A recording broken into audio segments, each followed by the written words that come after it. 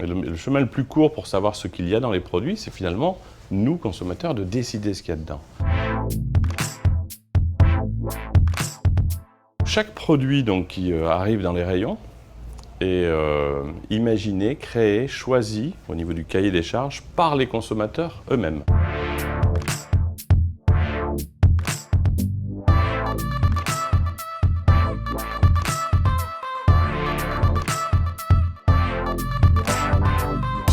Aujourd'hui, les consommateurs, ils sont devenus acteurs. C'est-à-dire que le consommateur qui poussait son caddie dans les rayons de grande surface en ayant juste comme information le prix, il n'a plus envie de ça. Il veut voir les choses différemment. Quand il a compris que quand il a acheté une brique de lait, il participait avec son argent au fait qu'à l'autre bout, un producteur ne gagnait pas sa vie. Ils se sont posé la question d'essayer de comprendre ce qui manquait à un producteur sur un litre de lait.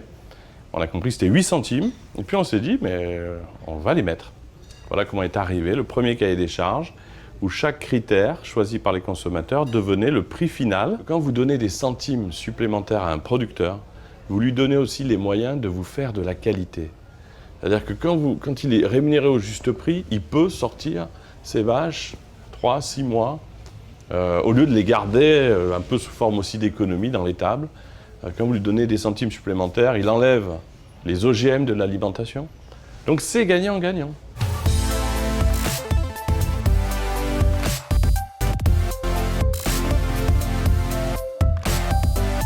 Quand vous avez le témoignage de gens qui gagnaient 20 centimes par litre, qui d'un seul coup, qui vous disaient « moi je me levais chaque matin », non pas même pas gagner d'argent, pour en perdre. 80 vaches, je ne peux pas les laisser tomber, tous les matins je dois m'en occuper, et à la fin de la journée j'ai perdu 120 €. Et là, il vous envoie une carte en vous disant « j'ai pu pour la première fois prendre une semaine de vacances ». Ça vous paye largement de tous vos efforts.